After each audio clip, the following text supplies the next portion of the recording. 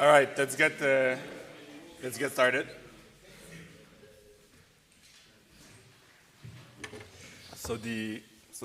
Welcome to the second day.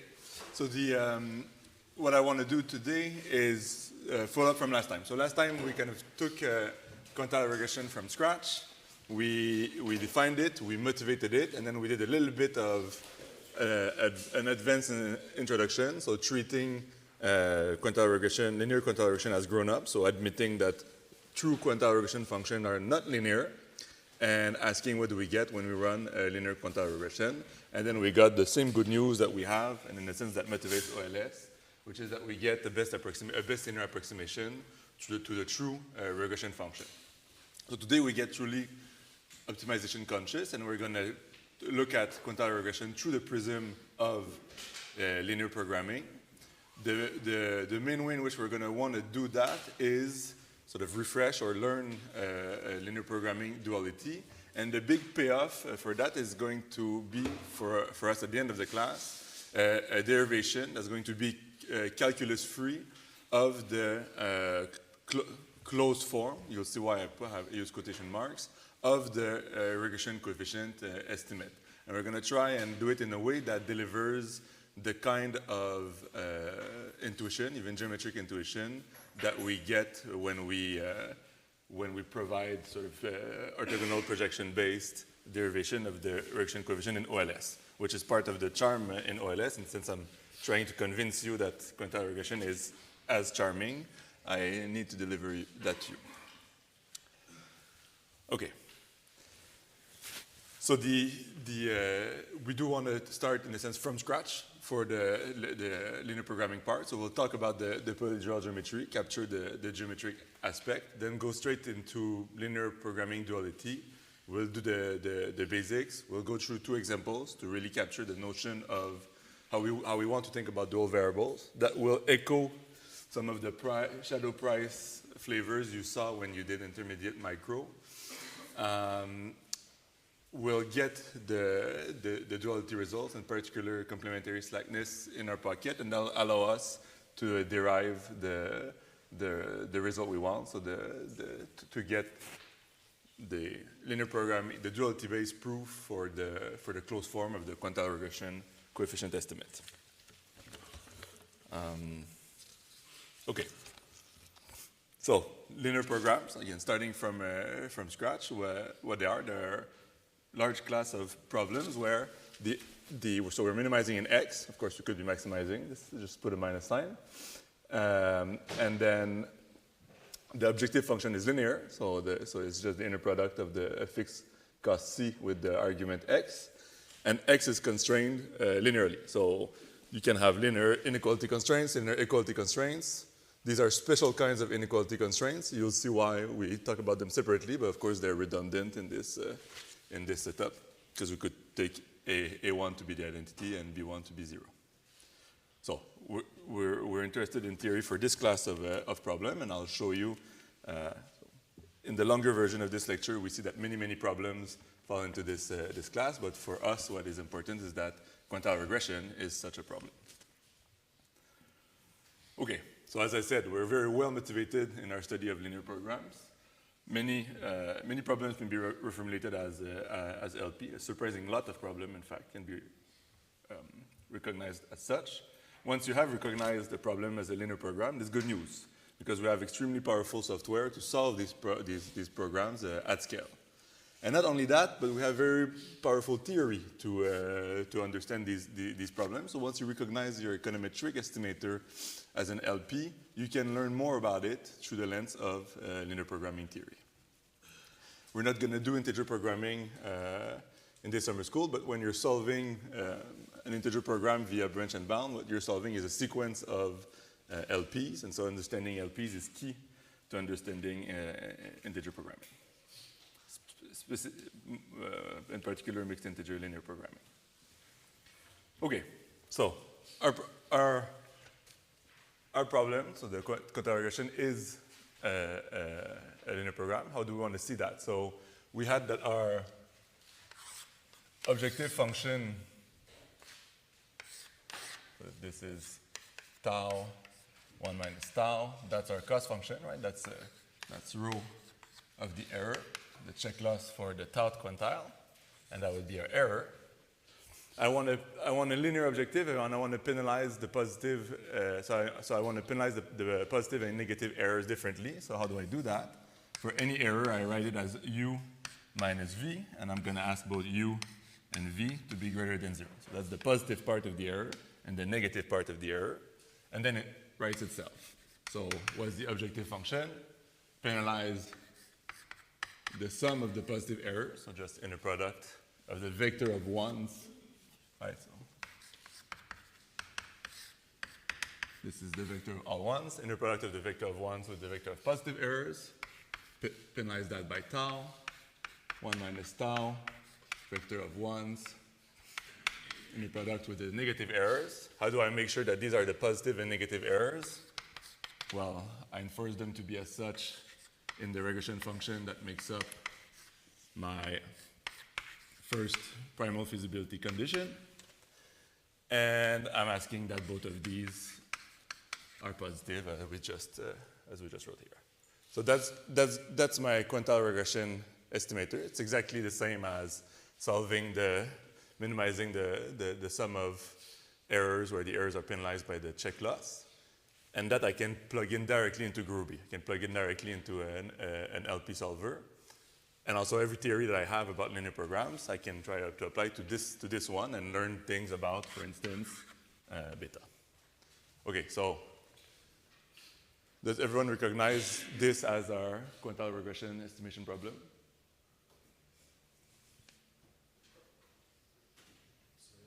Yeah. Oh, yeah, so I'm going to be loose on that, because depending on which one is the tout or 1 minus tout quantile, if you go from top or bottom, the sign flips. So it might flip again during the lecture today. But yeah, so I should, here I would have this. Sorry. Okay, yeah. Is one of you will be 0 always? Yeah.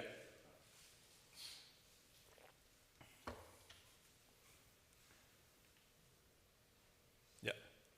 The sign of the error doesn't matter, right? The u minus v can be either positive or negative. But if you flip the sign, so that's what I said. If you flip the sign, you change the meaning of tau versus 1 minus tau.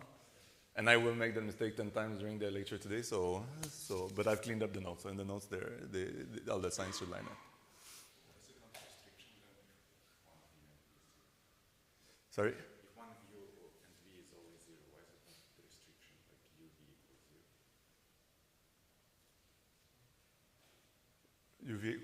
What would be restrictions? Because I asked, is it true that one of u and v is always 0? Because I thought we take the positive part of the error, right? So they're both positive, but one has a minus. So that's the negative part of the error, and that's the positive part of the error. So if epsilon is positive, v is equal to epsilon. If epsilon is negative, u is equal to minus epsilon. And v equals to 0. Yeah. So why u multiplied by v equals 0 is not in the restriction? Oh, why do I not need that? Because the objective function is pushing down both of them. So if you get to have this to hold with equality while making one of the two 0, it will make one of the two 0. So I could put it, correct? I don't need it. And I would not want to put it because then I would not have a linear program anymore. Yeah. So okay, so actually that's a really good point because you would want to go this way. You might think you need it, and then you're like, oh shit, I don't have a linear program. What am I going to do? And then you realize you don't need it, and you're back to having a linear programming formulation. Yeah, great. Okay. So I can pack this in matrix form. So really, this is, actually, let's even do it.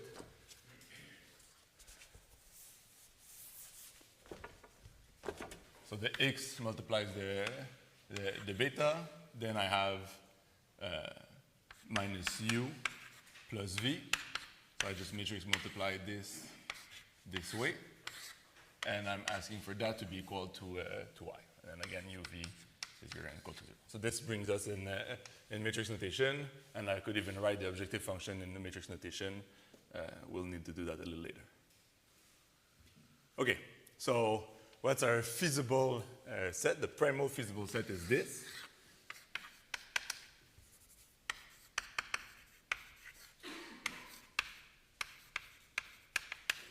That's the primal feasible set. And it's a set of, in this case, well, it's always a set of linear equality and inequalities, meaning that it's going to be a polytope. So there's a space, a subspace in which you can visualize it this way, and sort of kind of giving away where we're going. Since the objective is linear, there's some vector in that space that represents the cost reduction direction. And we know that if we want to move as far as possible while staying in the feasible space, well, we want to be normal to this vector of reduction of cost. We're probably going to end up at a vertex. So already we have this feeling that we're optimizing over polytope. The solution should be at the vertex. And so already the geometry of the problem is delivering us a bit of the flavor of the solution. This is all still on the primal. Yeah? So what's the particular reason that you're writing epsilon as u instead of just... Yeah, because I need to write, so let's suppose we do median regression. I need to write as a linear objective for you to recognize that I'm writing a linear program. And for group B to let me stick it in as a linear program. So why is this a linear objective? Because I can write this, I can introduce auxiliary variables, so write this as positive and negative part, and write it this way. And literally, I need to have U and V to put it in the solver, or even to code a simplex myself. So this is not superfluous.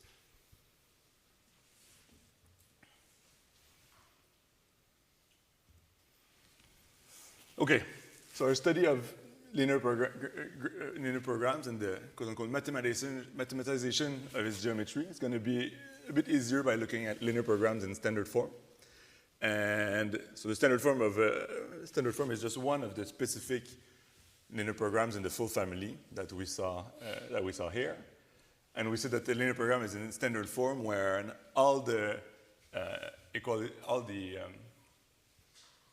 when I have equality constraints, and then all the variables have inequality constraints. Sorry, the only inequality constraints are all the variables, and they're just non-negativity constraint.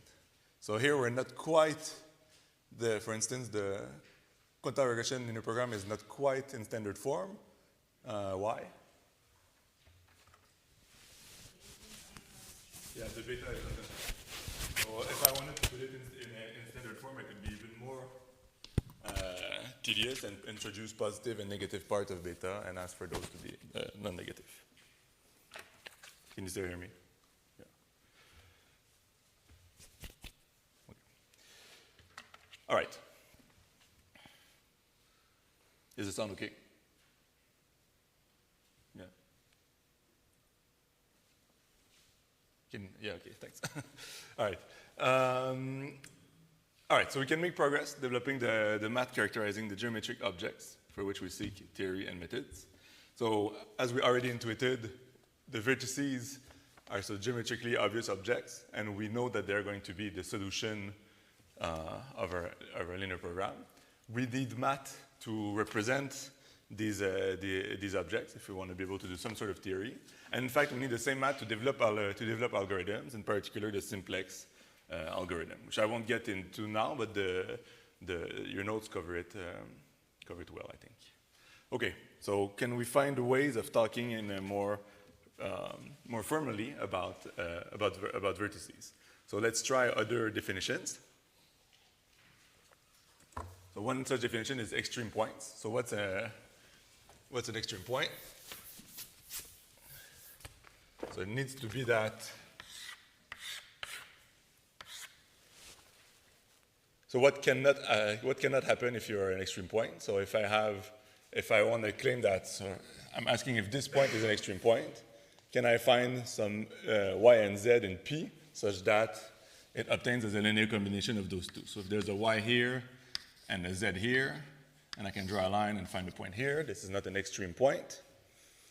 I won't be able to do that at the vertex, so let me try to draw a line between a point inside and any other point. Well, the point is going to have to be outside, so that doesn't work. Are points on facet extreme points?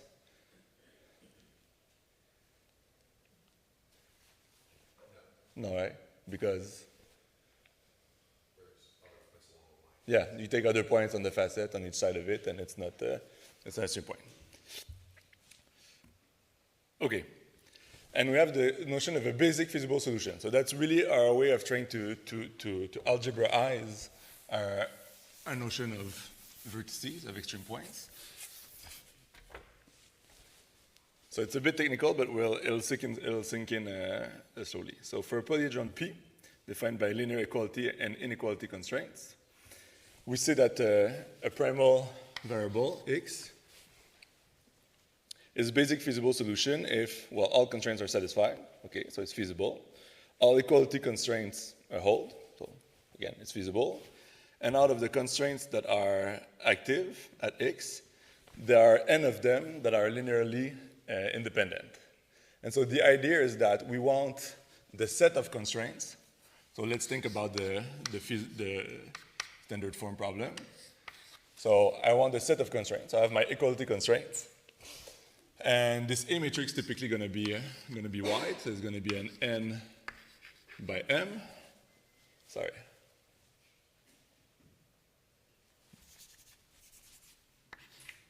M by n, x is in Rn. And so if this holds, I'm pinning down m degrees of freedom. Right? I have m linear restrictions on an x dimensional variable.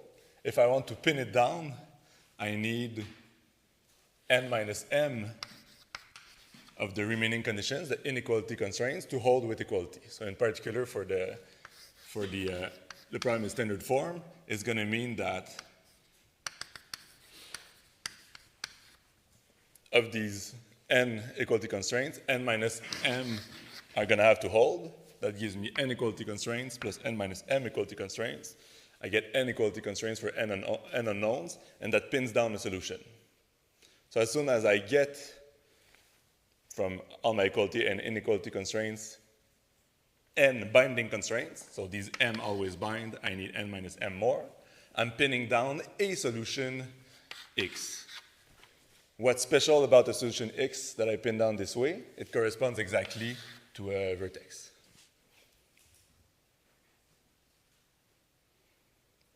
So this is what we just said. So this is very nice because this gives us directly a very tractable algebraic characterization of vertices. Why do we like vertices? They are a discrete set of potential solutions. So we're making a lot of progress already.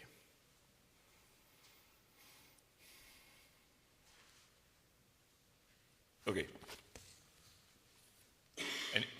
Any questions about the notation or concept so far?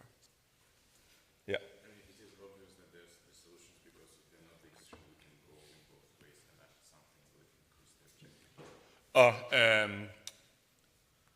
I'm kind of assuming all that away. You could have a polytope that keeps going this way, and you could have a problem where the cost reduces this way and the problem is unbounded. I'm not going to bother with that today. Yeah.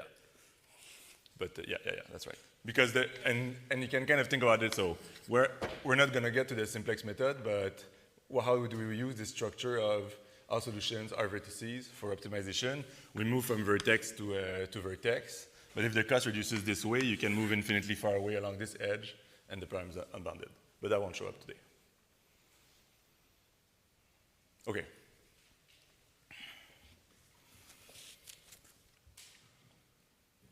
All right. So I want the notion of a basic solution, and so this is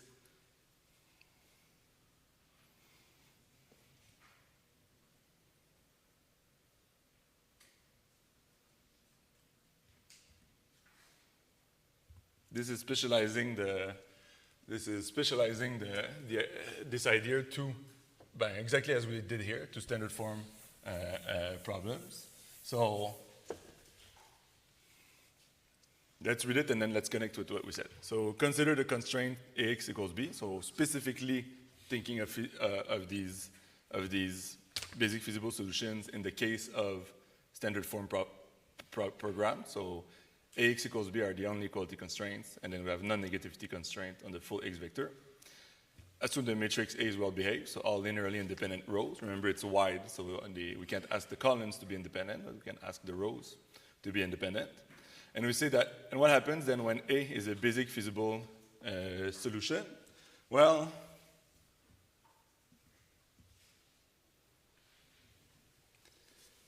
I'm going to pick, as I said here, I have m equality conditions. I'm going to pick n minus m of these to be binding. So maybe x2 doesn't bind, maybe x3 binds, and so on. And so what does that mean for my problem? Well, my ax equals b condition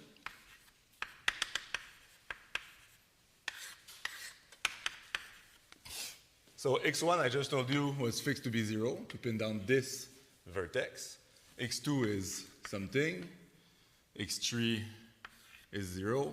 x4 is something, and so on. So what does that mean? It means that this column, the column A1, I don't really care about it because it gets interproducted with a 0. A2 is going to matter. A3 won't matter. A4 is going to matter, and so on. And so the only columns that are gonna matter are the columns indexed by the non-zero entries of x, so A2, A4, and so on.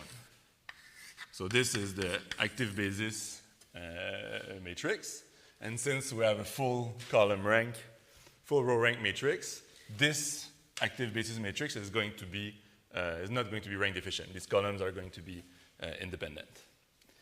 And so what we've derived here is a specific characterization of basic feasible solutions when we have our problem in standard form. And in fact, this is why we like standard form, because we can think of the solutions this way. And once we have the solution this way, we can in fact directly write down a simplex method in sort of 8 lines of code. And so what's our new characterization of a basic feasible solution? Well, it's enough to know the identity of those columns. And in fact, it's going to pin down exactly the value, the numeric value of the x that corresponds to this solution. Why? Because this is now an m by m matrix. I have m non-zero entries of x. Let's call them, so I use B for the set of columns. I also use B for, there's notation overload, for the indices of these columns. So the non-zero entries of x, it's xb, which I mean here x2, x4, and so on. So why do I know the x that corresponds to this vertex, to this set of active columns? Yeah, I can solve the system now, exactly.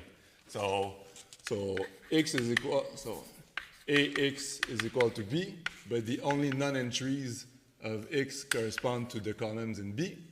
That's equal to little b, and I can invert the system. Exactly. But can I ask a question? Because I think I'm missing something about the notation. So Yeah. the calculation that you wrote, the columns times that vector that now incorporates the values of the x's that are set equal to 0 Yeah. equals b. I mean, don't you need to augment the original A matrix to be able to capture those new constraints? I mean, I'm missing something in the notation. The original A Yeah. was dimension n times n. Yeah. And you were multiplying it by the vector x, Yeah. right? And so you were setting that constraint to be equal to b, and b was something. Yeah. So now you're saying, well, I'm going to activate some of those inequality constraints. Yeah. Like say, suppose that you activate only one, x1 Yeah. equals 0, and you say you Okay, yeah, okay. Sorry, so let me just resay it again because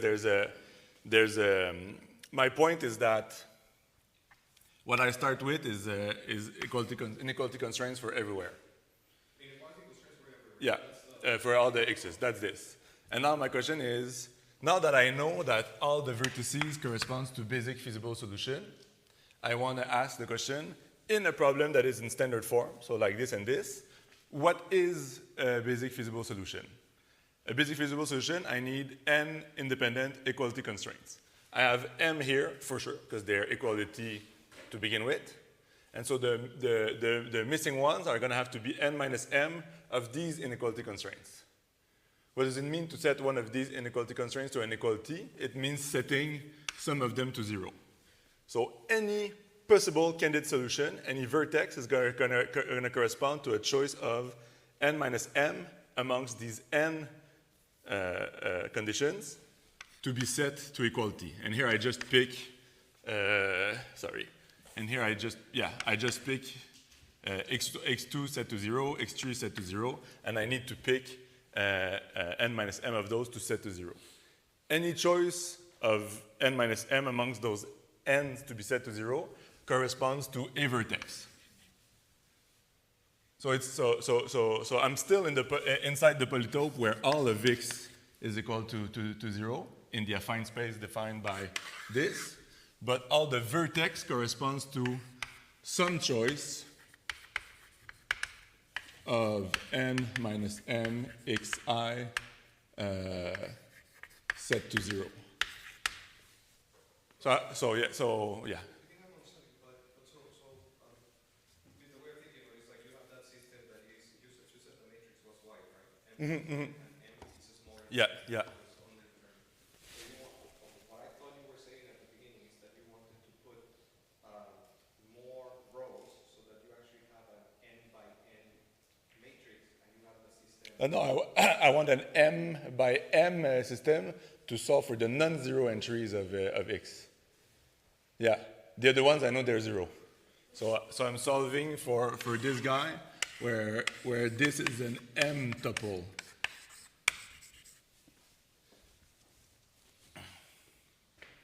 And then I plug them back in the longer n tuple by completing with the zeros. But isn't the thing that I'm doing equivalent that because x, the solution, doesn't it live in Rn? Yeah. So could I complete the matrix by just adding all those constraints that you're Yeah. setting up to 0? Yeah. I could add them as these canonical. Yeah, you gotta have pieces of the identity in A. Yeah. I just blow, like I create a new matrix in here. Yeah. Yeah. And that's kind of like really the same as if I project on that space, right? Yeah. Correct. Yeah. I think I'm really sort of pedagogically attached to flipping on and off switches on these inequality conditions. But once I pick equality conditions, I could just extend the A and keep it non-singular. Yeah. So it's just like in your notation, you're finding that vector xb that now lives in Rn. Yeah. If I want to make it a solution, I actually have to combine it back to the. Yeah. Because I'm only finding those guys. Yeah. Yeah. And then we're in sync. Okay, great. Okay. Thank you. Any other clarifying questions? I have one other. Yeah. Does it ever happen that these linear program that defines quantile regression, does this APN can you have a non-feasibility? Because in general it can happen, right? You just put a bunch of inequalities in a linear program and Yeah. Robbie can tell you that the program is not feasible. But would that ever happen in the quantile regression? No, I don't think you can get multiple solutions, but you can't get infeasibility. No. That doesn't really, even if I put many covariates, maybe larger than the sample size. Yeah, then it's gonna break, but exactly how, in linear programming wise, exactly how it's gonna break for p bigger than n. Yeah, I'd have to think about it. Not sure if you get infeasibility or infinitely many solutions or. Like this thing happening that you get No, so in n bigger than p, that won't happen because there's always going to be, let's say, in this case, 2 points that have like, let's say for median regression, half the points on top, half the point on the bottom. You can get crazy situation where more points lie on the line, but that's still going to give you in terms of the beta hat solution. Yeah.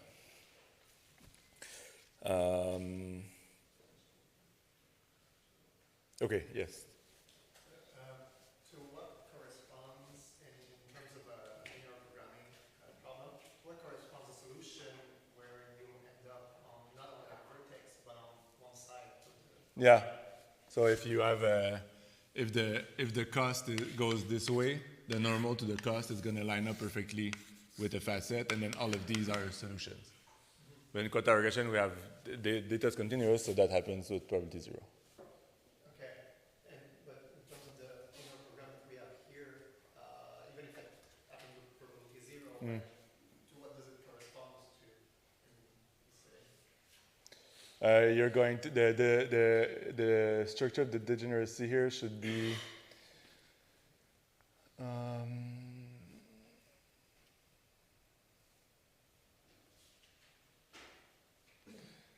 I think you're gonna get one of the non-bind. I'm not of the on the seat of my pants situation here, but you should be getting one of the active x's that is up against 0, even though it's not in the active basis. Okay, so in the limit, there will be one x equals to 0, but... Not in the limit. We're not forcing it to be equal to 0, but it's allowed to be greater than or equal to 0, so it could be equal to 0. If data is continuous, you don't expect that to happen. Is that the composition that you were talking about, that maybe one of the open things to do is like, how do we solve quantile regression? You have discrete data, or is this one of the complications, or what's the composition? So that's for the discrete wise, but I'm not sure. So Yoon's the expert, but I'm not sure it corresponds to this situation. Then, yeah, I have to.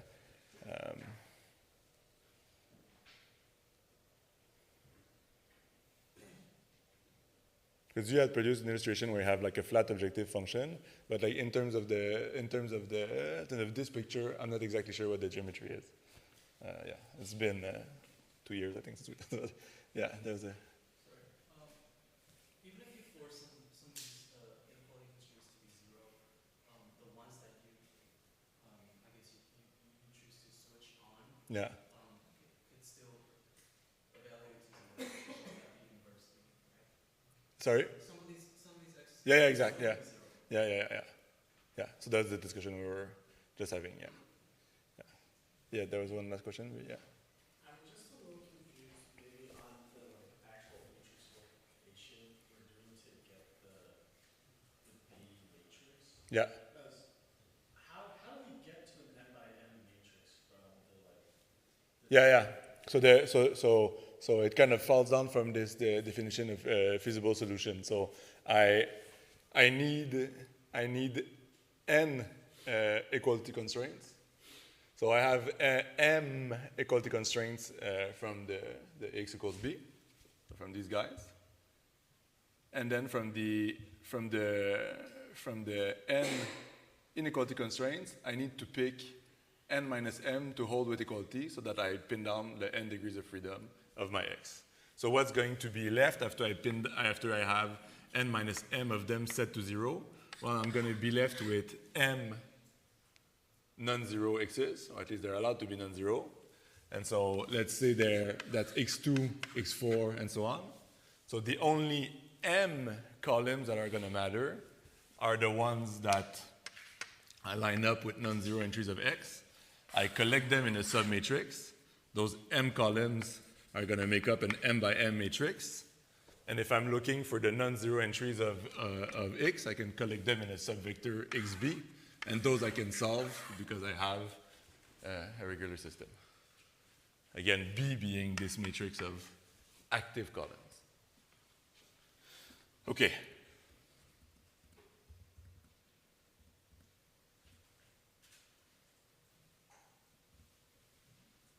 All right, and then the point is that, like I said, these are the same thing. The thing we wanted geometrically, the vertex, it corresponds to a basic feasible solution, and when we're in standard form, it just corresponds to picking a set of columns, finding the corresponding entries of the x vector, and these will be, and we will have the numerical value of all the non-zero entries of x. This is the full set of potential solutions. This is the full set of vertices of the polytope, and we know that we're going to optimize at a vertex.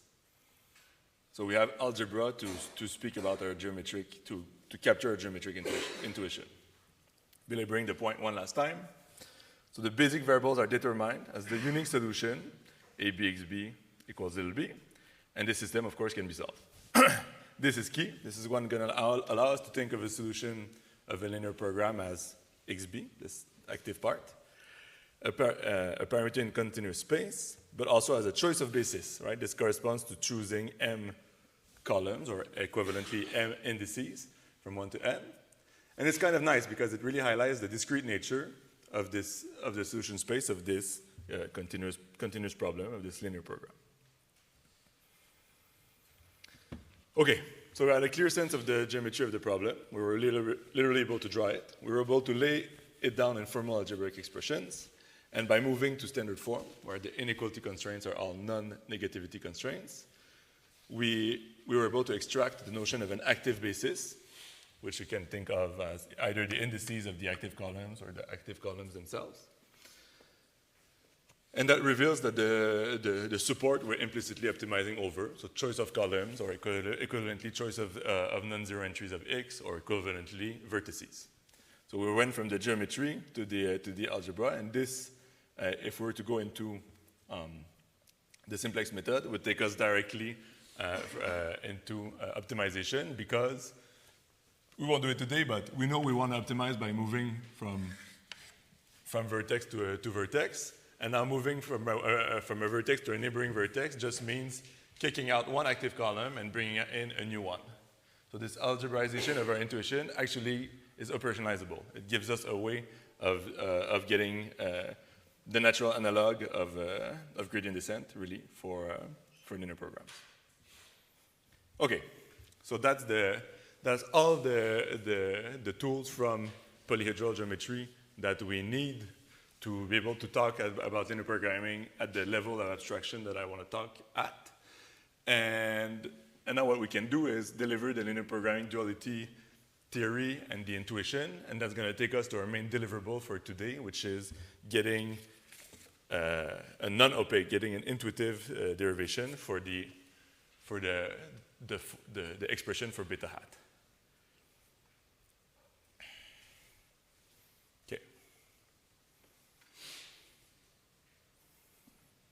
Okay, so this theory is we're going to give necessary.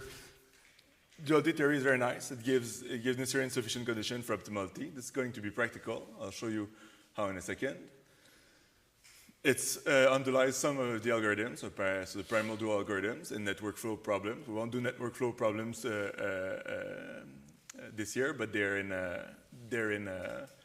underlie the optimization of optimal transport problems, for instance.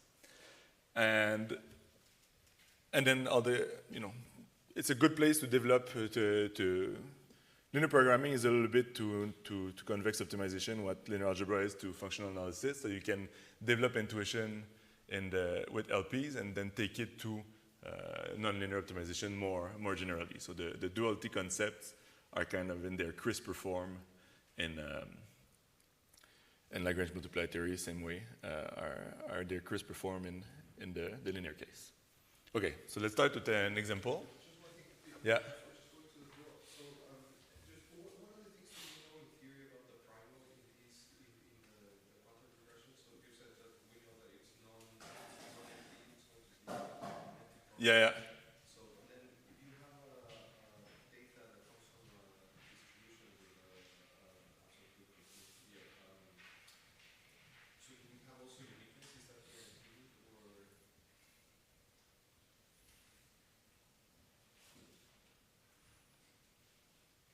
Because it seems like the only way you can get multiplicity of solutions is if you have that thing that you described, right? Like the objective function Yeah. bringing points in the. So it seems like that's probability zero events. Yeah, yeah. You will always have uniqueness. So if so, Check for uniqueness of solution. so for sure, if n's large enough compared to p and data, and let's say your outcome data is uniformly continuous with respect to Lebesgue measure, then for sure the solution is unique. Is the threshold exactly at n equals p, like for OLS? I would need to double check. That's known. I just need to do the calculation. But yeah, so the answer is yes for the Yes, uniqueness, yeah. feasibility. Yeah. And this other question, just curious about it. Lagrange multipliers.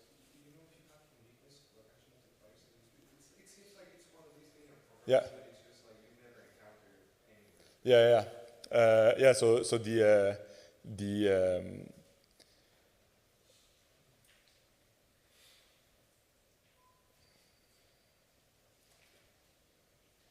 the only way you would get non-uniqueness of the in an n bigger than p bigger than n case, the only way you get non-uniqueness of the dual variables is if there were, let's say, your p equals 2, and you end up having so you always need the fitted hyperplane to lie on 2 points.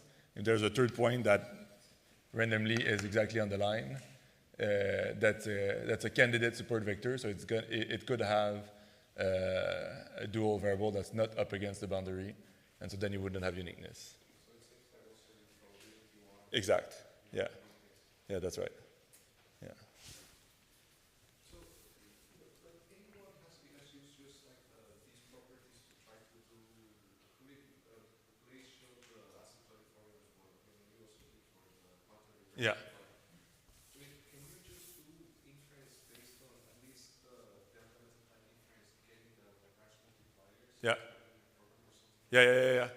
Yeah. So that we did that in a paper with Yuhao and Azim, because when the regression rank score test I talked about last time, also yeah. But some you did, okay. Yeah.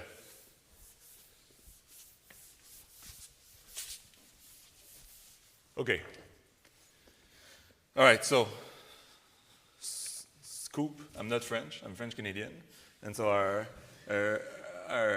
national dish is the poutine, which you make with gravy fries and cheese curds. And you won't be surprised to learn that you solve a linear program to make a poutine. And so duality in linear programming is nicely captured by stories of buyers and sellers. So that's your intermediate micro course.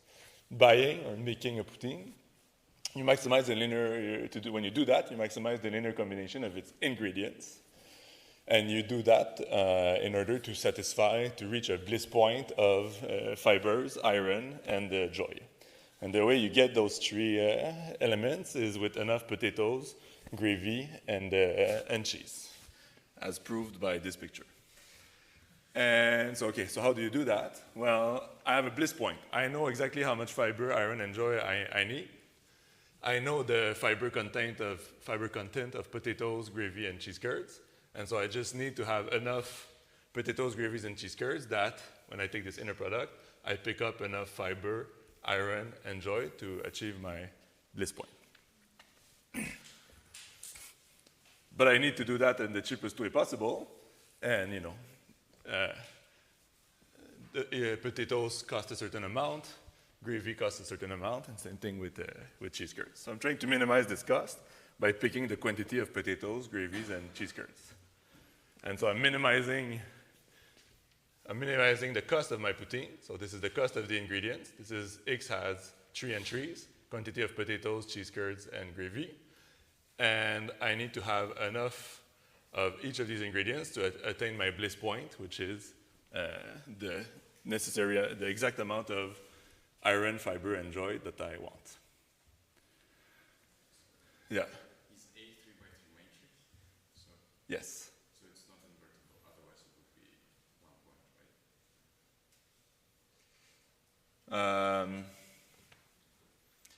Yeah, so it's I could make it it's 1 point. So I could make it bigger to make it more realistic. Yeah. The third row is 0, 0, right? You've been to La Banquise, you know, that's not true. Okay, yeah. Yeah, okay, so it's, that's a fair point.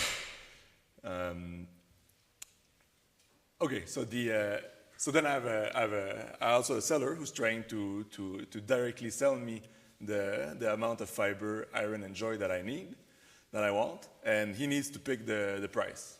But all these people are going to meet on the market, so he can't sell me the fiber, iron, and joy at a price that's more expensive than at the price I wish I can get those nutrients through my poutine, by making my own poutine.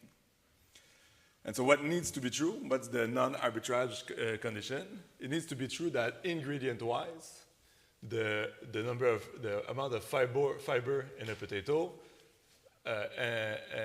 times the price of the fiber, the quantity of iron in the potato times the price of iron, and the amount of joy in the potato times the price of joy, that cannot be more expensive than the cost of a potato itself. Otherwise, I would go and get this combination of ingredients from a potato. That's the right notion of non-arbitrage condition. It's non-arbitrage condition, yeah. It's ingredient-wise. And so what does that mean? It means that, so this is I've just transposed the A from before. This is the price vector that the seller needs to optimize over, and this is the same cost as in the same cost I face when I'm going to the store and trying to make my poutine. And so the seller is solving a different linear program. He's trying to maximize his revenue, but there's this no arbitrage condition that he needs to satisfy. Otherwise, I'm going to go to the market, make a poutine, and get my fiber, iron, and joy myself. Okay, and the point is that this is exactly the right arbitrage condition. If I solve my poutine making linear program and the seller solves his pricing problem for iron, fiber, and joy, we're going to get at exactly the same value for the objective function. So this is the flavor of your primal and dual problems in the intermediate micro courses. So that's the refresher for that. I haven't done anything formally. I've just given you a flavor of this duality with an econ story. So I prefer let me give you the formal derivation of this dual, and then we'll give a more physical interpretation of duality, which I think carries more intuition. Okay, so how do I get formally this dual problem that we just witnessed gave us this strong duality result, this equality of objective function at the optimum? Well, again, this is very reminiscent of intermediate micro. We set up the Lagrangian and we solve it. And in a sense, the recipe is general for all linear programs. So I have my primal problem. I'm going to set it in standard form. And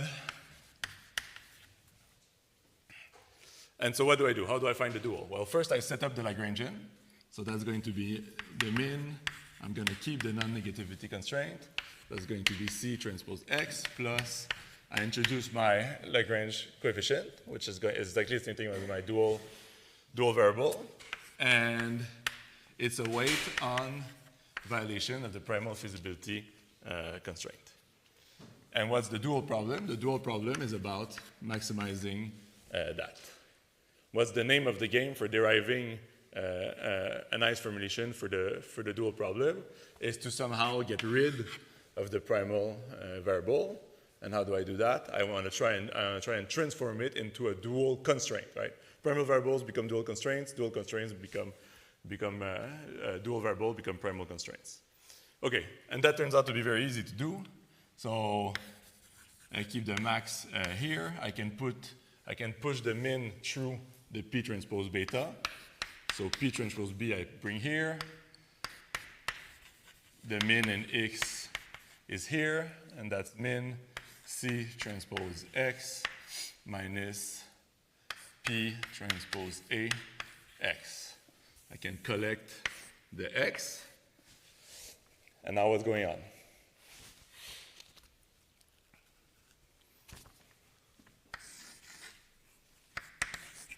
what happens if any entry, let's say I, of this vector, C transpose minus P transpose A, is negative? What is this operator is going to do? Yeah, exact.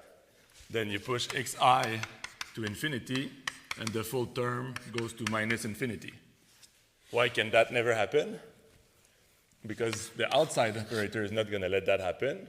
So you always pick P such that every entry of this term is non-negative.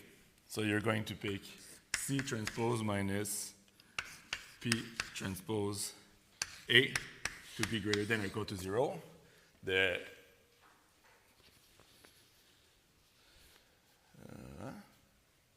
Exact. And so this term is always going to be 0. And so your dual problem is going to be max P transpose B. This is 0. We just need to remember that we have to enforce this. Subject to, let's write it this way, A transpose P is less than or equal to C transpose. And so that's our dual problem. So this is the dual to this primal.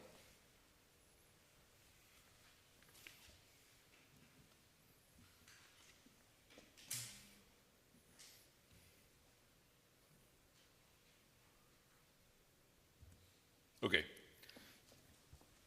So what happened here? Our equality constraint became, for instance, our equality primal constraints became an unconstrained dual variable. There's a menu mapping kinds of constraints to kind of dual variables. And if you were to redo this derivation for a different set of variables and constraints in the primal, you would get what's mapped there in the dual. So in a sense, you don't need to do this every time. We have the complete menu. Okay, what are the results that we need? In a sense, the duality theory for LPs is powerful, but there's really only two strong results and one weak result. See that?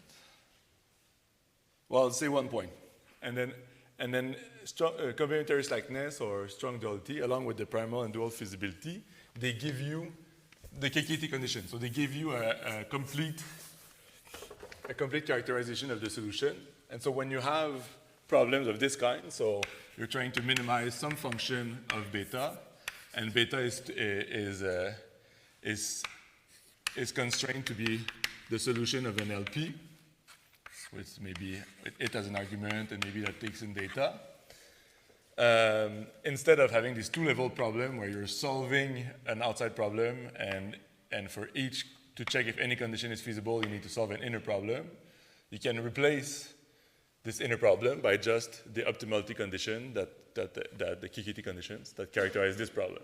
And so in particular, if this itself is a quantile regression, the problem to solve quantile regression with IV takes this form. So it's very practical for us to have these characterization of the solutions through duality theory. Okay, let's collect the results. Yeah. I've never thought about this before, but it kind of looks like synthetic control to me a little bit. Like I can solve a linear program when I have a choice of like this V weighting matrix. Yeah. And I want to pick the best one. Yeah. I feel like nobody does that. Well, so. Okay, sorry. Again, Ian and I can tell you, I've thought about this. So this is, we're being recorded, so we can talk about it after. But yes, that's how you do it too. But the structure is much more nasty, and like you already know it because you're weighting observations of inner problems. So, yeah. Okay, so what do we know about the relation between these two problems, this primal and this dual? We're maximizing the dual and we're minimizing the primal, and at optimality they're going to match. We already intuited that in the Putin example. So it shouldn't be surprising that before their optimum, while you're trying to maximize the dual and minimize the primal, at any feasible solution, the objective value of the primal should be a lower bound for the objective value of the dual. So that's kind of nice, because if you're solving a problem that takes too long, but you at this point have a good guess of a primal and the dual solution, these give you bounds on the objective. Extremely easy to prove. This is one line. Harder to prove is the strong duality. So at the optimal solution of the primal and the dual, the objective functions are going to be exactly equal. And then we have these sort of weird-looking complementary slackness conditions that kind of, I think, always annoy people at first, but we learn to love them because they're very, very powerful. This is the deep connection between the primal and the dual. So if this is really the notion of your dual variable as a price to pay for the pressure that a constraint is exerting. So if this corresponded to an inequality constraint and it didn't hold, then there's no shadow price. The corresponding dual variable can be 0. But if an inequality constraint is binding, and this is 0, then we're allowing for the price to be non-zero. And in fact, if the price is non-zero, it must be that the constraint is binding. Let's see. We're going to see that in an example that gives a little bit more flavor right now. So let's do this. I think this is the nice example to understand to give flavor to the dual variables. Okay, we're going to be right on time.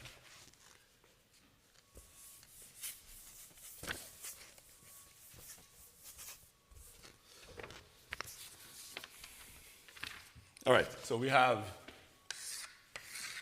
just representing the drawing here, the vector normal to the walls are A3. Here, that's A2. The vector normal to this wall is A1. And we have a ball in the bottom corner. I'm going to draw it here, but it's really in the corner. And gravity is pulling down. Together, the walls are pushing back the exact same amount of force. So the force of gravity would be this. And so each wall is exerting some force. So wall A1 is exerting force normal to it, so that's A1, and it's exerting force P1. I need to complete to get C. So I have force wall A2 exerting force P2, and the sum of these gives me the C vector. Okay. And so I'm already starting with the obvious physical intuition that the sum of the force Pi exerted by the walls AI must be equal to the force that's how much gravity is pulling the ball down. In fact, this is only for the walls. Let W be the set of walls that touch the ball.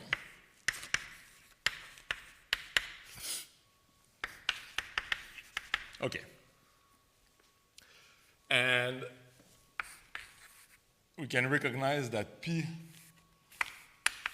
is in a dual problem of the form P transpose B, such that A transpose P is equal to C, P, and so I could know that because I can write this as a primal, I could write a dual, and then I want to recognize I want to recognize the duality theorems that we saw, give them flavor through this example. So I want to just use our physics intuition here to sort of directly derive complementary slackness and optimality characterization of this P. But already I have the notion of the physical equivalent of the shadow price, the force that's exerted by the constraint, right? Because the ball is forced to be within these walls. So they're all forced to be on the positive side of these walls if you think of them as hyperplanes. So P is the force exerted by binding primal feasibility conditions in exactly this sense. Right, so what does it mean for the ball to fall in this corner? It means that we minimize Cx, right? C is pointing away from gravity, but you have to be inside the box. So it needs to be that for all of these conditions, right? Being inside this wall means A, 2x, is greater than B2. And you need to be, what is it, eyes? You need to be inside, on the right side of these hyperplanes, inside the walls for all the eyes. So that's the primal, that's the dual, and I want to use the physical intuition to learn more about P.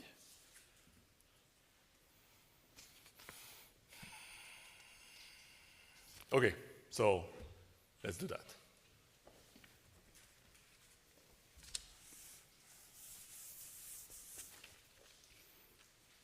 So one obvious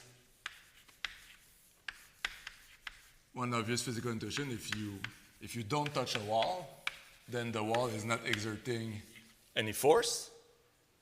So if x is on this, then A2x is equal to B2. If it's inside, A2x would not be equal to B2. So if AIXI is not up against the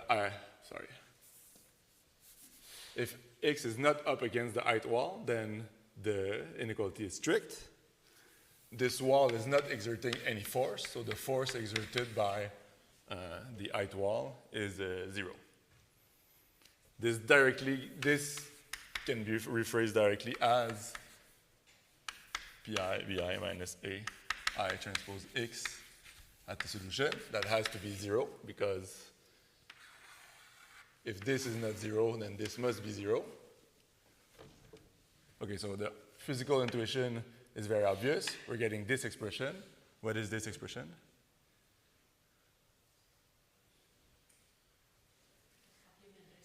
Yeah, so that's our first complementary slackness condition, which we said these things look weird but are useful and actually have an intuitive flavor.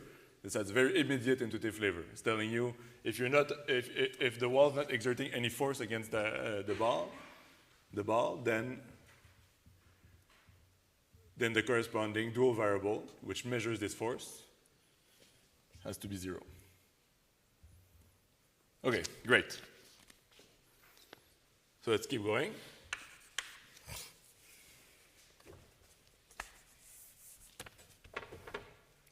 So I want to think about my dual objective function. I can rewrite this in summation notation. I just saw by the first complementary slackness condition that either pi is 0 or bi is equal to ai transpose x star. So that's going to be pi times ai transpose x star, because whenever pi is not 0, I can replace bi by ai transpose x.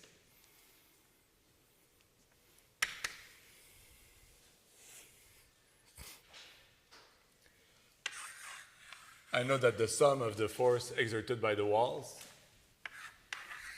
is equal to the force exerted by gravity. So that's EI, CI, X star.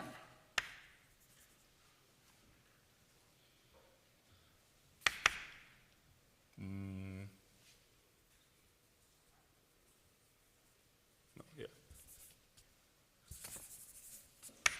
Exact. Okay. And so what do I have? I have that the dual objective function at the optimum must be equal to the primal objective function. So that's the strong duality using only what we've gotten from our geometric intuition.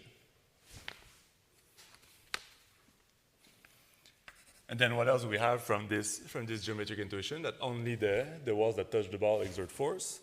Well, if I put this in matrix notation, that's C equal P transpose A. I can look column wise at A. That's going to be Cj is equal to P transpose Aj, where Aj is the jth column of A. So C minus P transpose Aj that's always equal to 0. I can take the product of that with xj, that's always equal to 0. And what's that? The other complementary slackness condition. So these things have flavor, right? They're nasty looking. This product of a difference in the primal problem with a variable of the dual problem, but they have very immediate interpretation. So I think it takes some time, to play with those, but eventually these become extremely meaningful objects. Okay. All right, perfect. We have 20 minutes. And the kind of punchline for this lecture is, so any questions about this first?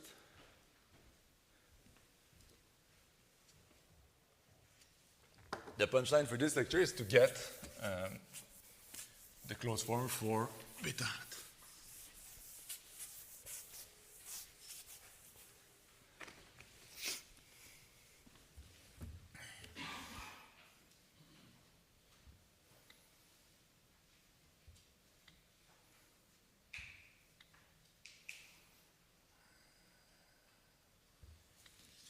Okay.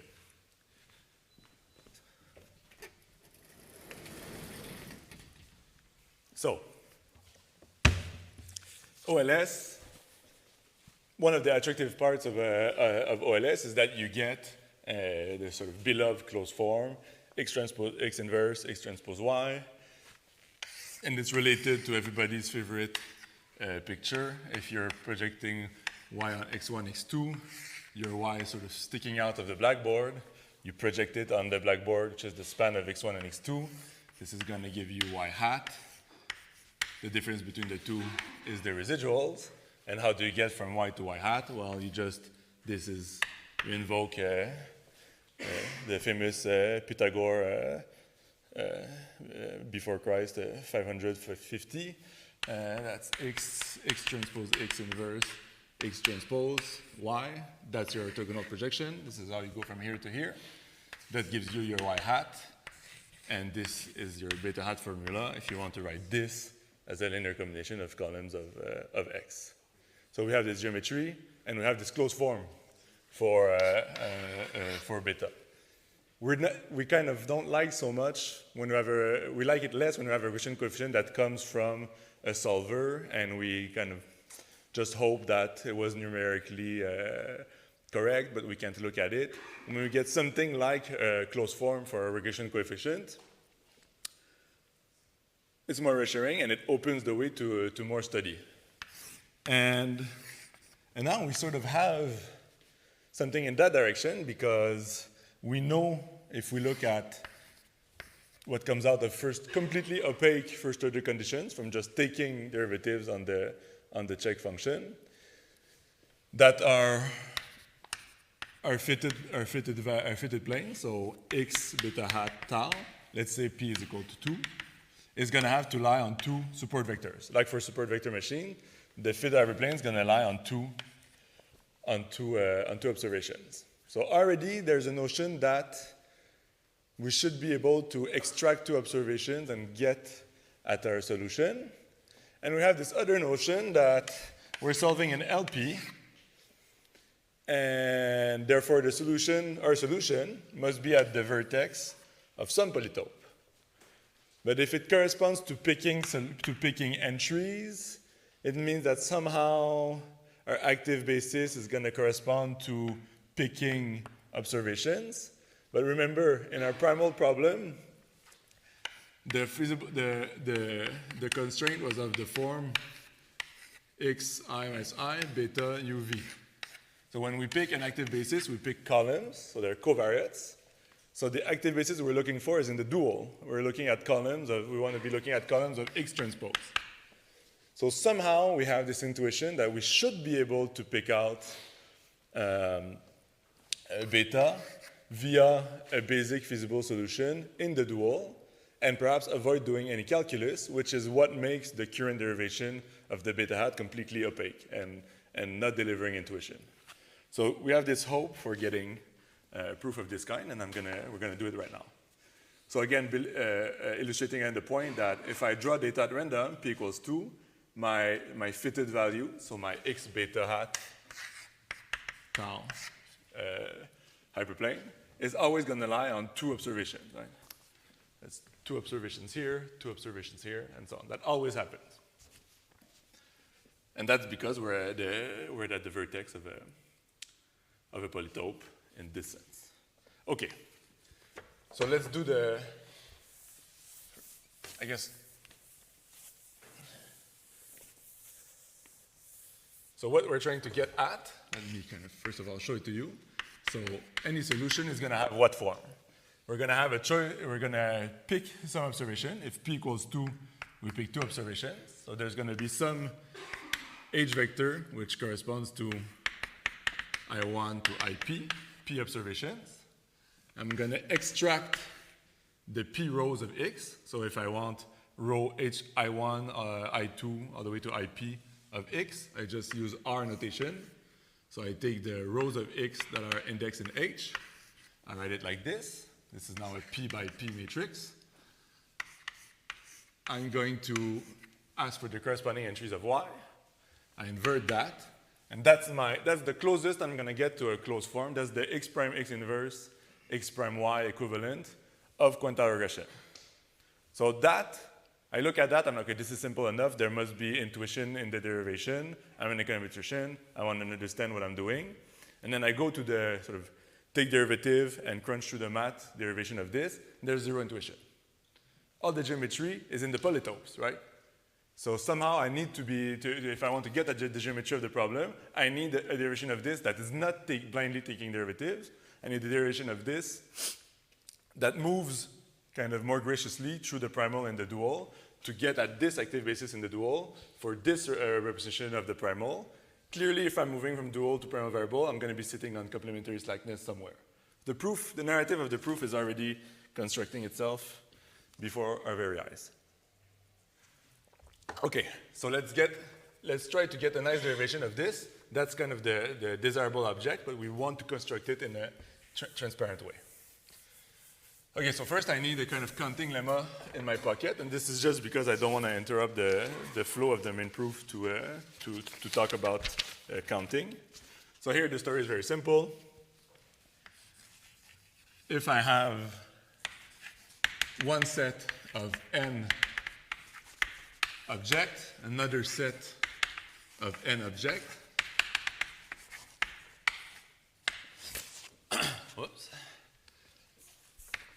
And I'm looking at their union, and I pick n plus p elements from the union of these guys. Then it must be that there's going to be p indices, let's call them I1 to IP, such that, so let's call it S, a collection of n plus p elements from the union. There must be p indices such that both Aij and Bij are in S for j equals 1 to p. So let's just try an adversarial case to get the flavor of why that's true. If I have my set A of 5 white balls, and I have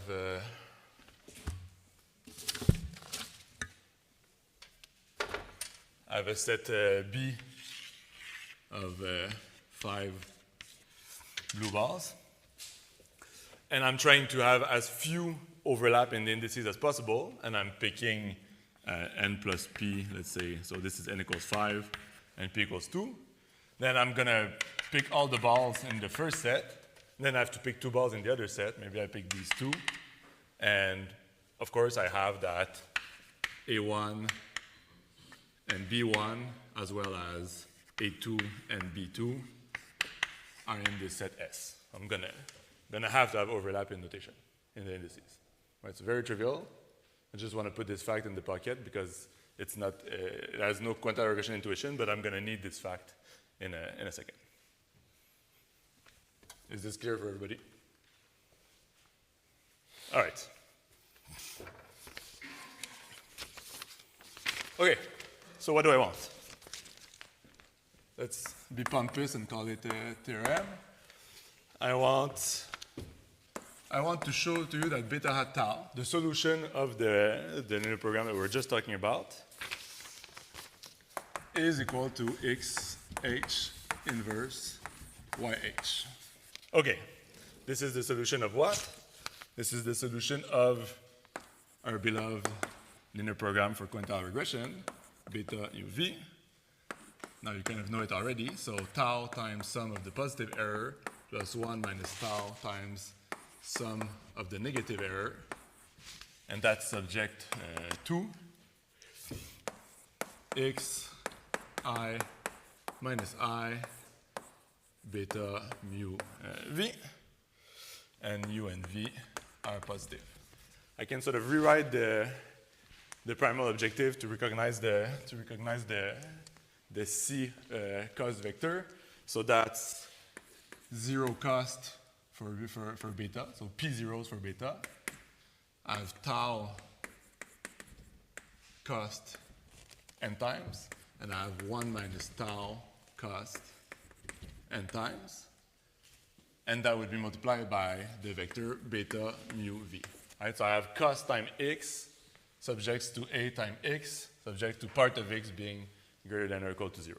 So now I know I can go to my cookbook, and if this is the primal, I can get the dual.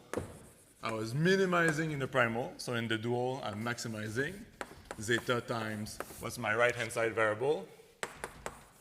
Is the y vector, so it becomes my cost variable in the dual. I transpose my coefficient matrix for the equality constraints, so that becomes x I minus I. Okay, this looks a little bit like what I want, right? The active bases are going to be columns, are going to be observations. Inequality constraints on the primal variables become inequality constraints on the other side on the corresponding dual variables. The free beta primal variable that gives me equality constraints on the corresponding dual constraints. And the cost vector of the primal becomes the right-hand side vector of the dual condition.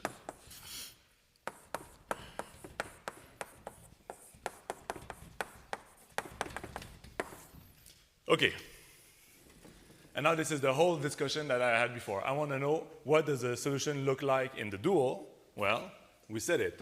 It needs to be a basic feasible solution. So what do I need? I need n, because zeta is an Rn. I need n feasibility constraints.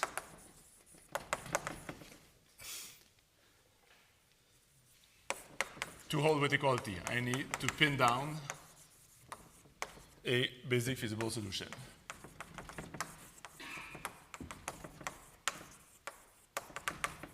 All right, so let's go hunting for those now.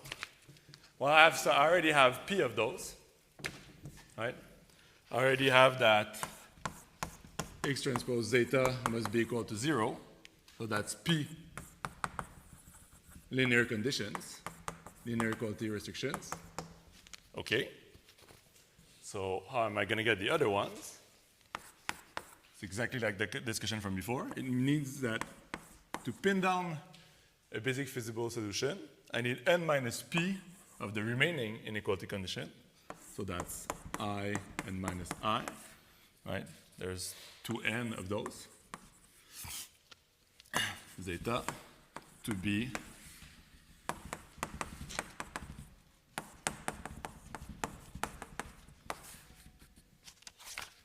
I need n minus p of those to bind.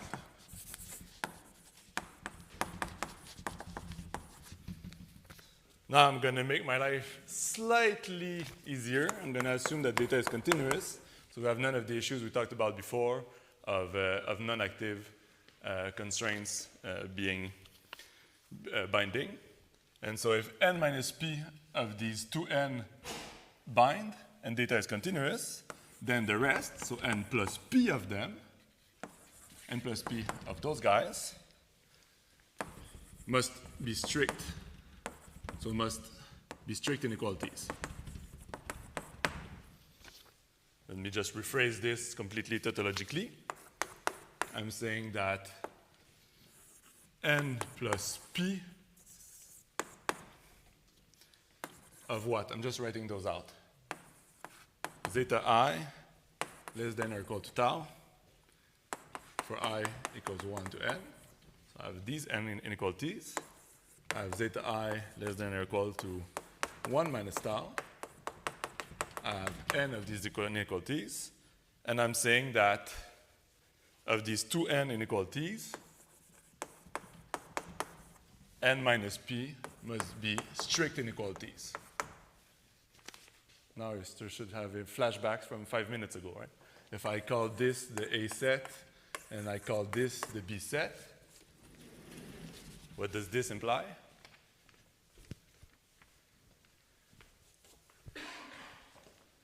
There's a big hint on this board.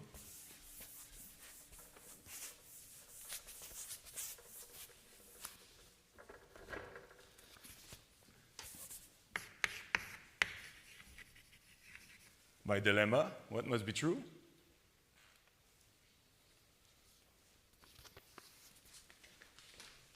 I have I have n weak inequalities in this bag, I have n weak inequality in this bag, and I'm telling you that in the union of the bags, n plus p must be strict inequalities.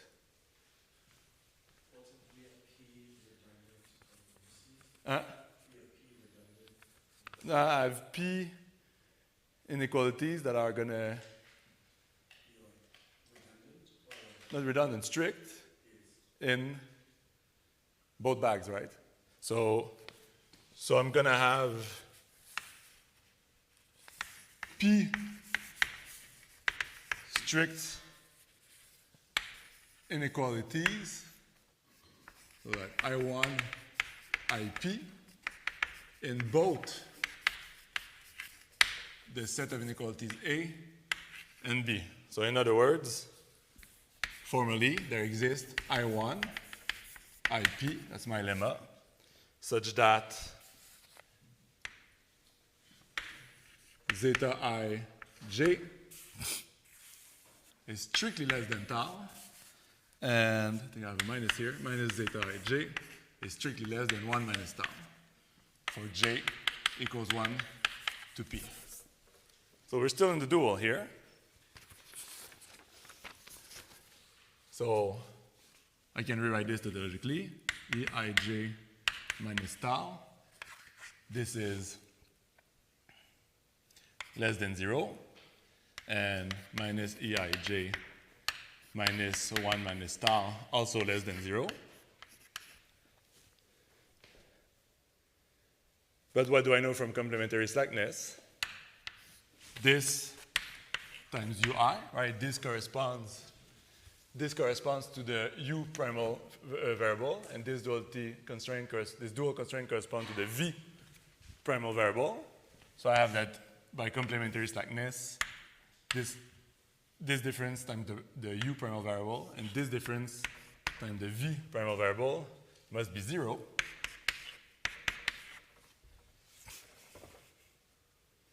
But these guys are not 0. So it must be that mu ij and vij are equal to 0 for j equals 1 to p. But xij beta, so that's the primal feasibility condition, plus mu ij plus vij is equal to yij. If this is 0, it means that I have perfect fit, right? Xij beta is equal to yij for j equals 1 to p. Let's do this here. I can pack this back up. So if I collect I1, IP, no surprise, in a vector called H, then all these observations in H, so all the rows of H corresponding to these observations, times beta, have perfect fit. They're equal to Y for these H observations. This is P by P, so beta is equal to this matrix inverted times YH. That's it. And we didn't take a single derivative. So we picked out our active basis in the dual, and we mapped it to an expression of the primal variable via complementary slackness. We knew we would have to. We kind of knew that the relevant active basis would be in the dual because we had to pick observations. And if we want observations to be columns of X, we need X to be standing up, not transposed. So we knew we'd pick them in the dual. And how do we make our way back to the primal? By getting all the way to a set of non-binding dual constraints, which we can map through complementary slackness. That's the power of complementary slackness to primal variables, so positive and negative errors that have to be zero. And that's how we pin down. The H. And that's how we get to this full rank expression that we can then solve for beta. So if you compare this to the standard proof, where you just take derivative of this kinked objective and get zero intuition, this is relying very squarely on the geometry of the problem and on duality theory, on the complementary slackness in particular. Yeah.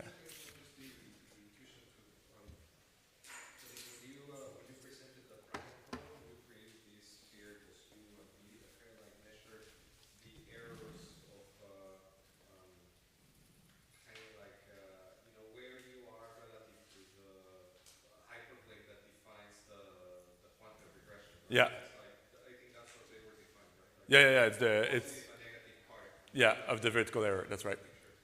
So this argument at the core, what he's saying, you tell me this is not correct, but it seems like if you're classifying these points, right, and because the hyperplanes or the solution to this problem in the beta is defining this hyperplane that has the same dimension of beta. The same one, sorry? The same dimension as whatever beta leaves, right? Like, or that minus one. Yeah, just like think about the geometry. Yeah. So the dimension is attached to beta. So you need as many points as you have in beta to define that space.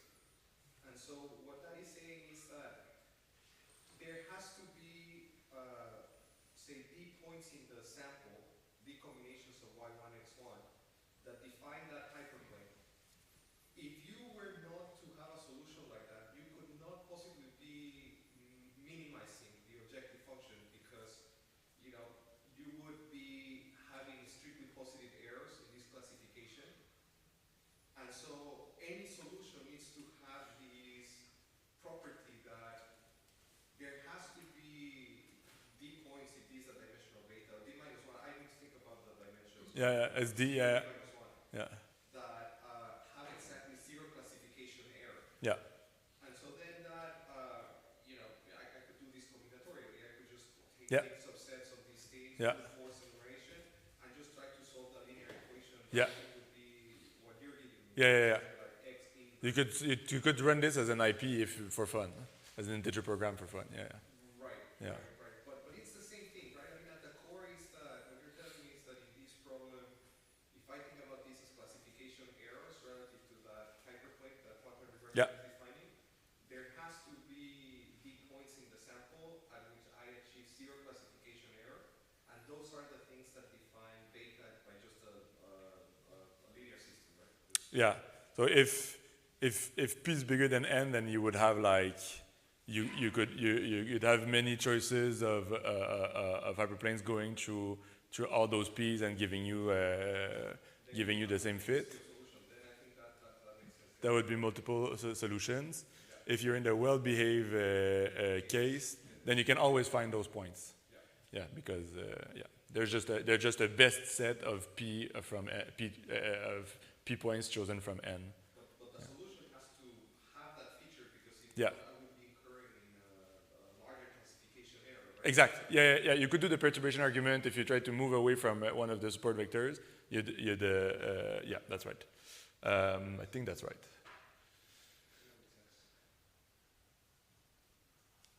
Yeah.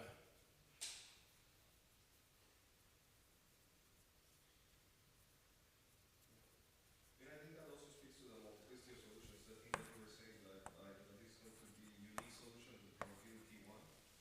Because you kind of like would need points to be kind of like already lying in this special hyperplane, so that you could have many different ways of finding ways to them. So I think one thing that would be useful to work through is if you solve for, let's say, the median of 4 points with the check loss, presumably anything between the second and the third point should give you the same solution, the same objective evaluation. So you can still get multiple solution in n bigger than p cases. Once you have first order conditions that involve the x's, somehow it seems to not happen, but yeah, that could be, the details of that we could work through, yeah. But there's a tiny counterexample in that sense.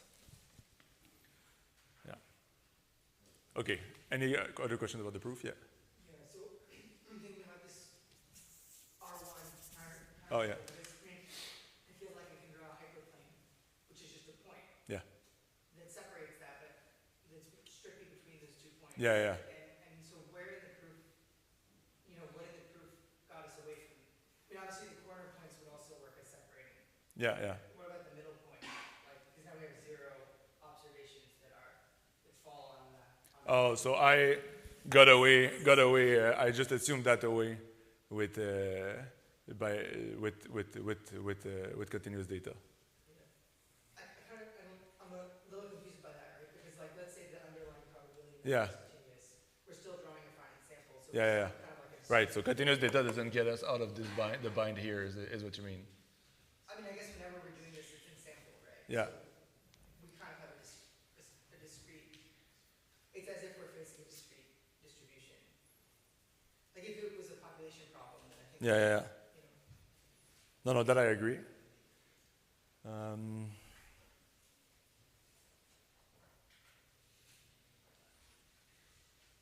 Like the 4 points, right? They could have been drawn from uniform 0, 1, but you just got the realization is just 4 points.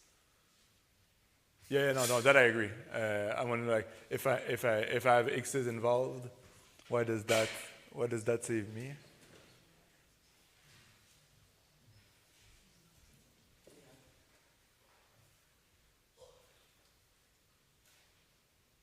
Yeah, so the claim is that there's not a wide array of solutions between this h and another h where I change just one of the entries. That somehow, with probability 0, when you have a covariate that's not the identity, this line of betas between the betas that correspond to 2 vertices in the dual polytope are not optimal.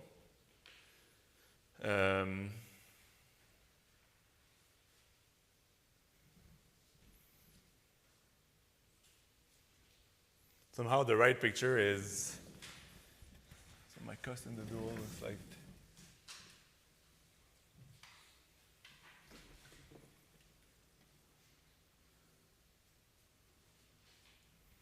somehow the right picture has to be that in the dual, for the normal of the cost to perfectly line up with a facet of this polytope in this defined space, that would be a measure 0 event. I can see that. So somehow, we're not in this picture anymore, where you can fall here or here or here. But the analog of this picture would be, why is it that if I have this as my line, and there's another point here, why this is not a solution, and therefore all of these lines are not solutions? You want an argument for that?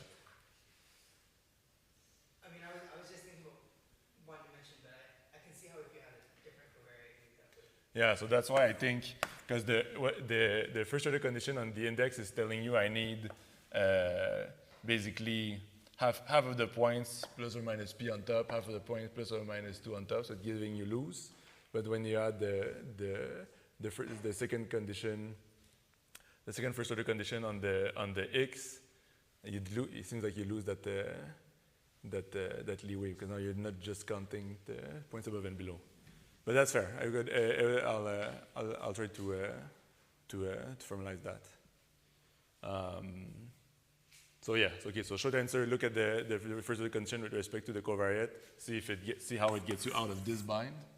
And second answer is in the dual we still have the geometric interpretation that you need the data to somehow line up perfectly so that you get a facet to line up against the normal to the cost function. And then I will explain you why is it that as soon as you have a covariate n bigger than p, you almost never get the error message from the quadratic package for multiple solutions, which I think is reliable. It gives it to you when you have them. So yeah. I'm thinking if we have an odd number of observations and we're asking the Quantile regression to give us a line where half the points are above, half the points are below. If we have an odd number, then you're fine. Yeah.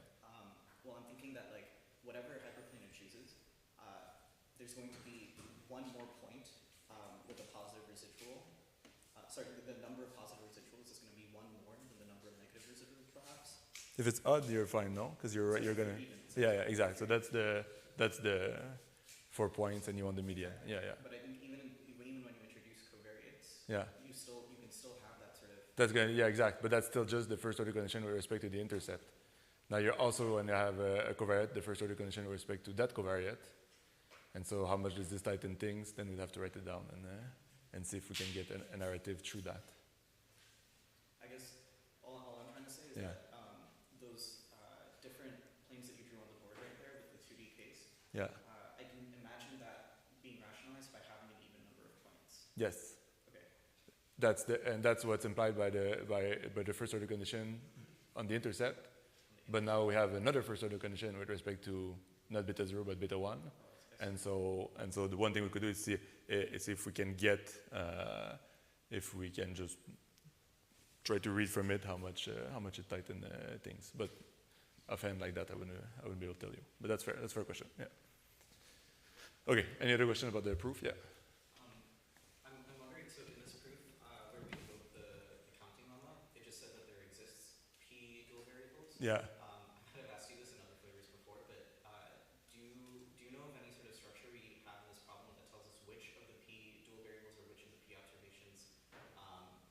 No. It just has to be that any solution must have this structure. Which observation pins down the line, and so that depends on the data. Yeah. Part of the reason I ask is in places that would bring in the first order conditions actually. Yeah. In places actually yesterday, when we were thinking about solving the Quantile regression for many taus at the same time. Yeah.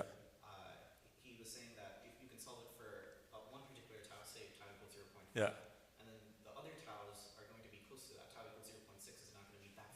Yeah. 0.5. Yeah. So I'm wondering if taking a look at the p coordinates of this problem and then the p coordinates of a related problem where we change tau a little bit, analyzing how the complementary slackness would change those two problems. Yeah. You definitely you want a warm start your problem for like if you have a solution for a neighboring tau with this one, and that means that you think that a lot of the support vectors are going to be very close, literally close if you draw them as point in the picture, and maybe you're going to share some of the support vectors. Maybe you just pivot on one point to catch a new second point. Yeah. We can see that algebraically in the complementary slackness, right? Because all that's changing is the tau that's inside the complementary slackness. We're just increasing it a little bit or decreasing it a little bit. Yeah. But we're not actually, the way in which we change it might not actually change that equality. Yeah, so I don't know how gradually this changes. The optimal value of this change is going to change the tau, but I think that's good intuition because it does change like as a function of of tau. Yeah. Probably continuously even. Yeah. Two other quick follow-ups. Yeah. You showed us the closed form solution and then said that we're choosing rows, and when we Yeah. That's what motivates us to the dual. But another way to see why the dual is important here is that would it be that when we were understanding duality, we required the number of rows to be less than the number of columns. And in most quantile regression applications, the number of observations is greater than the number of regressors. And so if we want to use duality or use the characterization of basic feasible solution, we kind of need the transpose of that. It's kind of went the other way because the full A matrix was this, and so that was n by p plus n plus n. Yeah. So yeah. All right.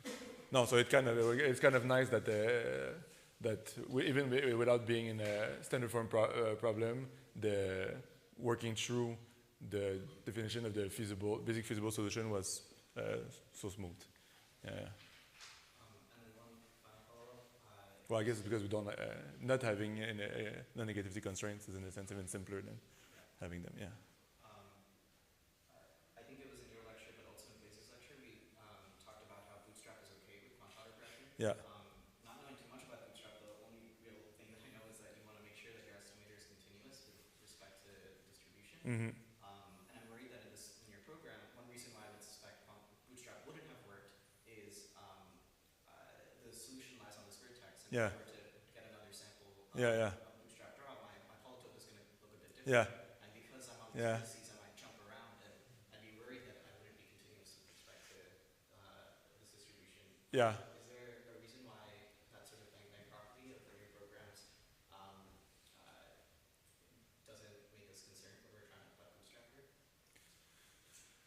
Yeah. So I think you think that. I mean, I don't know if you're going to find that intuition in the proof, but basically, so you have a new realization. Let's say you already know the support vectors are going to be the same. If the data changes smoothly, then the beta changes smoothly. That's fine. You don't want to somehow be in a step where the data has moved a little bit, but there's a jump that's brought about by like switching support vectors.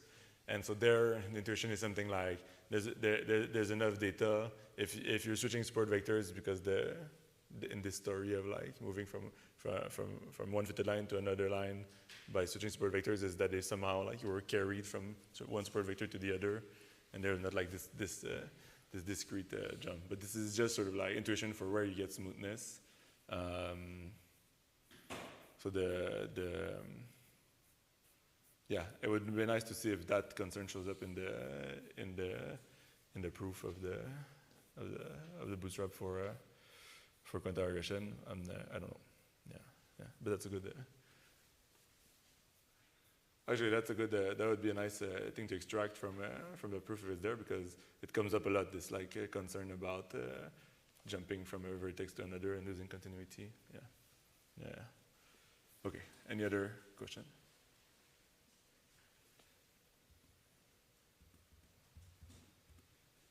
All right, so a serious study of linear programming. A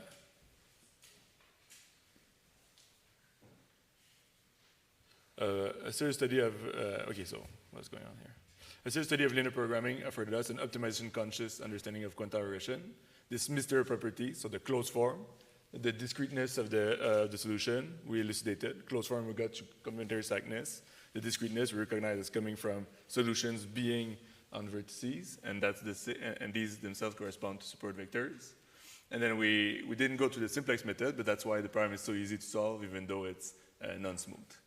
And so we've had to look under the hood to clarify all this, but we're going to be able to ameliorate computations and inference for quantile regressions a lot because of that. In fact, this regression rank score inference relies on the duality structure.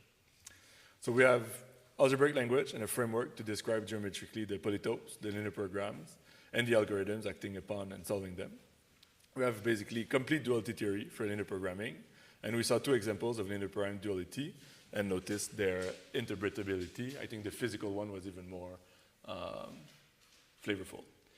And so this proof, I don't know where else to find it, so I think I really wanted to show it to you so that you have that,